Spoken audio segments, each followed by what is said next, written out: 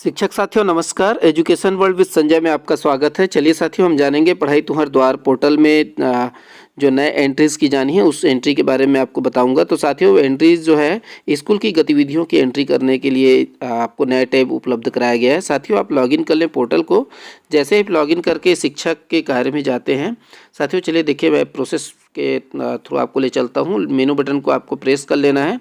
मेनू button को जैसे ही आप प्रेस करते हैं तो आपको शिक्षक के कार्य मिलेगा। शिक्षक के कार्य को आपको प्रेस कर लेना है। शिक्षक के कार्य जैसे ही आप प्रेस करते हैं तो यहाँ पे स्कूल की गतिविधियों एंट्री करें का ये विकल्प आपको नया दिखाई देगा। नया टैब एक ऐड हुआ है। साथियों, जैसे ही आप टैब को ओपन करते हैं तो आपके सामने इस तरह से फ्रंट पेज ओपन हो जाएगा। गतिविधियां, निर्णायक मंडल में शामिल सदस्य, चयनित विद्यार्थियों के नाम, हस्त पुस्तिका।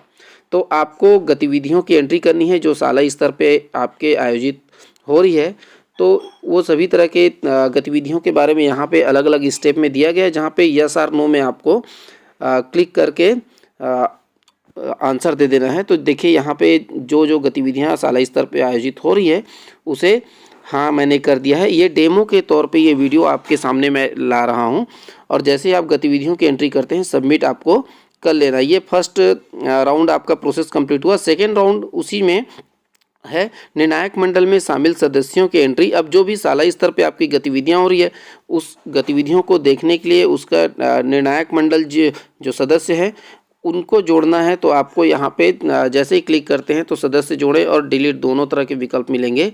उदाहरण के तौर पे हम कुछ एसएमसी सदस्यों का और पालक का नाम हम यहाँ पे एंट्री करके आपको दिखा दे रहे हैं। साथियों, आप जैसे ही जो आपके विद्यार्थी हैं, उनके पालक है या फिर आपके शाला प्रबंधन समिति में सदस्य हैं, तो उनका नाम यहाँ पे आप 1 to 1 करके जोड़ सकते हैं। साथियों, मैं बता दूं कि सदस्यों की संख्या कम से कम 5 होनी चाहिए। देखिए, यहाँ पे पालक, निकट शाला के शिक्षक, रिटायर्ड शिक्षक, शिक्षा में रुचि लेने वाले भी हो सकते हैं या शाला प्रबंधन समिति के सदस्य भी हो सकते हैं। तो इस तरह से आपको एक एक करके सदस्यों को, 5 सदस्यों को कम से कम जोड़ना है। उससे अधिक कर सकते हैं लेकिन 5 कम से कम होना चाहिए। तो इस तरह से आप सदस्यों की संख्या आप देख पा रहे हैं। मैंने 5 सदस्य यहाँ पे जोड़ दिया। जोड़ने के बाद सबमिट कर दिया। हम अगले राउंड में देखते हैं तो हमको अगले चरण में क्या करना होगा। चयनित विद्यार्थियों के नाम हमको एंट्री करनी होगी। तो चयनित विद्यार्थियों के नाम एंट्री करने के लिए आपको यहाँ पे देखना होगा कि कौन कौन से कैटेगरी में आपके विद्यार्थी जो है उत्कृष्ट प्रदर्शन किए हैं। तो आपके कक्षा यहाँ पे आपको सेलेक्ट कर लेना होगा। आप कक्षा सेलेक्ट कर लें।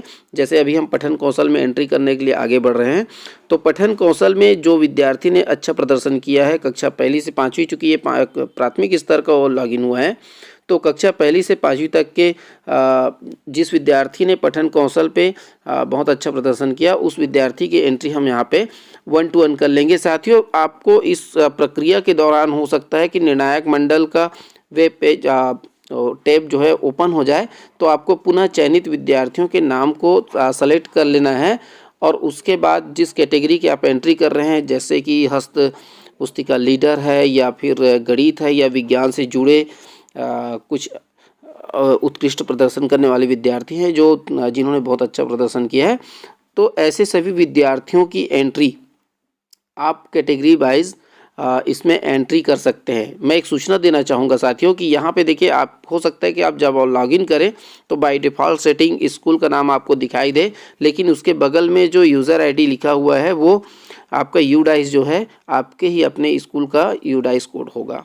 तो साथियों, हम बात कर रहे थे यहाँ पे एंट्री को लेकर। चयनित जो विद्यार्थी हमारे उत्कृष्ट प्रदर्शन शाला स्तर पे किए हैं, जिनकी सूची हमको संकुल में देना है और प्रदर्शन के वहाँ पे उपलब्ध कराना है आगामी 25 सितंबर में। तो ये एंट्रीज़ आपको अनिवार्य रूप से आज ही की तारीख में पूर्ण कर लेना है। तो इस तरह से हम चयनित विद्यार्थियों के 1 to 1 एंट्री यहाँ पे जिस विद्यार्थियों ने बहुत अच्छा प्रदर्शन किया उनकी एंट्री करके सबमिट कर सकते हैं। जैसे ही हम एंट्री सबमिट कर लेते हैं तो सबमिट करने के बाद यहाँ पे हस्त पुस्तिका अपलोड करे का विकल्प आएगा।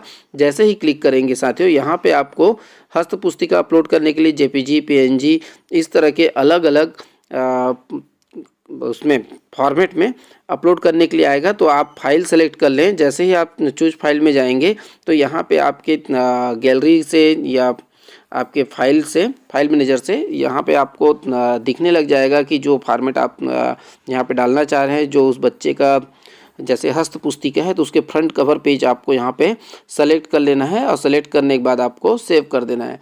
उसके बाद हस्तलिखित पुस्तिका की एंट्री करनी है। तो साथियों मैं आपको बता दूं, डॉक्यूमेंट स्कैनर से आप स्कैन करके पीडीएफ फाइल बना लें, क्योंकि यहाँ पे पीडीएफ फाइल में आपको सेव करना है। देखिए यहाँ पे हस्त पुस्तिका पीडीएफ आप देख पा रहे हैं, मैंने सेलेक्ट करके इसको सबमिट कर दिया। जेपीजी जो फोटो अपलोड करेंगे इमेज, वो 1 MB से अधिक नहीं होना चाहिए, और इसी तरह से जो पीडीएफ आप डालेंगे वो 20 MB के अंदर में होना चाहिए। इस तरह से आप आवश्यक डाटा जो है कलेक्ट करके आप यहाँ पे पुटअप कर सकते हैं और उसके बाद आप सबमिट कर दें। साथियों इसमें एक सुविधा और दिया गया है कि अगर किसी तरह के कोई चेंजेस आप चाहते हैं तो आप इसी दौरान चेंज कर लें। जैसे यहाँ पे अगर आपको इमेज दूसरा सेलेक्ट हुआ तो इमेज को रिमूव करके दूसरा लगा लें, और अगर आपका पीडीएफ अगर दूसरा सेलेक्ट हुआ तो पीडीएफ भी आप रिमूव करके दूसरा लगा सकते हैं।